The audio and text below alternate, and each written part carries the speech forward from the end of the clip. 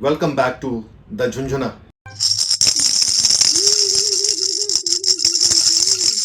आज हम रिव्यू करने वाले हैं एक नई वेब सीरीज का जिसका नाम है मानवत मर्डर्स।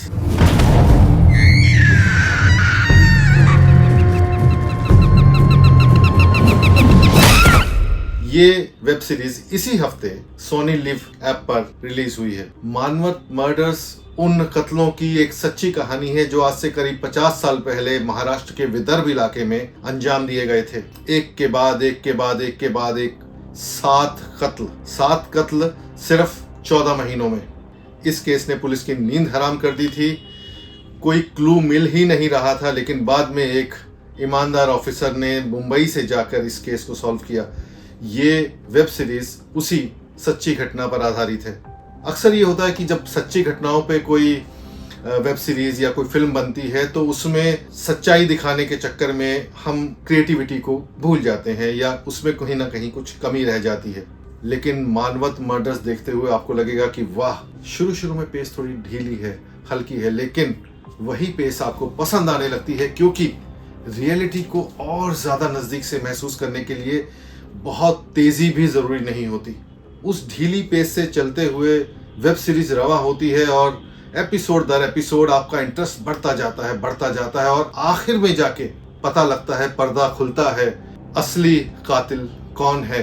और ये वेब सीरीज सिर्फ इसलिए नहीं देखी जानी चाहिए कि असली कातिल कौन है, बल्कि इसलिए कि वो कत्ल हुए तो किस तरह से हुए और क्यों हुए। इसकी वजह इस वेब सीरीज को बहुत चिलिंग बनाती है। आपके रोंगटे खड़े हो जाते हैं। इतनी सच्ची कहानी, इतनी भयानक कहानी। इस वेब सीरीज की कहानी 1972 की है। परभनी जिले के मानवत कस्बे में लगातार मर्डर होते हैं और वहां की स्थानीय पुलिस इसके बारे में कुछ पता नहीं लगा पाती। कातिल है कि कोई सुराग छोड़ ही नहीं रहा है। जिस किसी को शक के आधार पर गिरफ्तार किया जाता है उसके खिलाफ कोई सबूत नहीं मिलते, वो जेल में होता है और कत्ल होते जाते हैं। इसकी पटकथा को इतने अच्छे ढंग से लिखा गया है कि आप उस पटकथा में उलझे रह जाते हैं।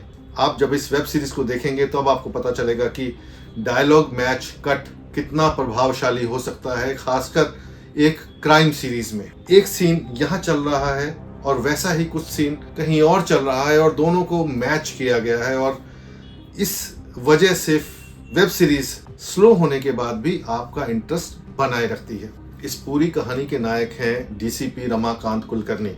रमाकांत कुलकर्णी को Sherlock Holmes of Maharashtra police कहा जाता है। वो कैसे जाके बारीकी से अपने कुछ असूलों के आधार पर इस केस को सॉल्व करते हैं। इस सेंट्रल किरदार को निभाया है आशुतोष गोवारिकर ने, जो कि एक बहुत ही सही चयन है इस किरदार को निभाने के लिए।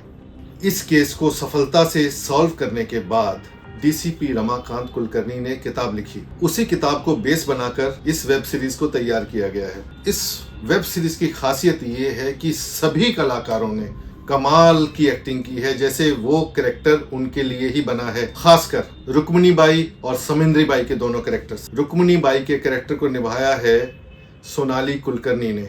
रुक्मिणी बाई को संतान पैदा नहीं होती और उस वेदना को उन्होंने किस तरह से जिया है पर्दे पर, छोटे पर्दे पर, वेब सीरीज के पर्दे पर, वो देखकर आंसू आ जाते हैं। इस वेब सीरीज का सबसे इम्पोर्टेंट और सबसे खास किरदार है समिंद्री बाई का। समिंद्री बाई का किरदार सेंट्रल किरदार नहीं है, लेकिन उस किरदार में इतने उतार चढ़ाव हैं, इतनी गांठें हैं, इतने सारे शेड्स हैं कि उसको निभाना किसी आम कलाकार के बस की बात नहीं होती। लेकिन साईद तम्हानकर ने उसे बहुत ही संजीदगी से, बहुत ही बारीकी से, जैसे उस किरदार की खाल में घुस गई हूँ। इस वेब सीरीज में पूरी कहानी 3 ही किरदारों के आसपास घूमती है। डीसीपी रमाकांत कुलकर्णी, समिंद्री बाई और रुक्मिणी बाई। तो मेरा वर्डिक्ट है, ये सीरीज देखने लायक है, मिस करने लायक बिल्कुल नहीं है। ये सीरीज देखने लायक क्यों है, इस पर बात करते हैं। पहली बात, वेब सीरीज की गति को बनाए रखने के लिए, आपका इंटरेस्ट बनाए रखने के लिए जैसा स्क्रीन प्ले चाहिए था वैसा स्क्रीन प्ले इस वेब सीरीज में है। दूसरा, ये सच्ची घटना पर आधारित है।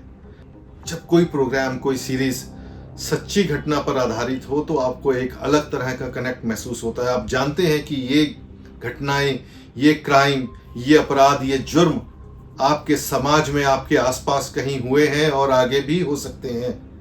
तो आप एक अलग तरह का मजा लेते हैं उसमें। तीसरी, कमाल की एक्टिंग।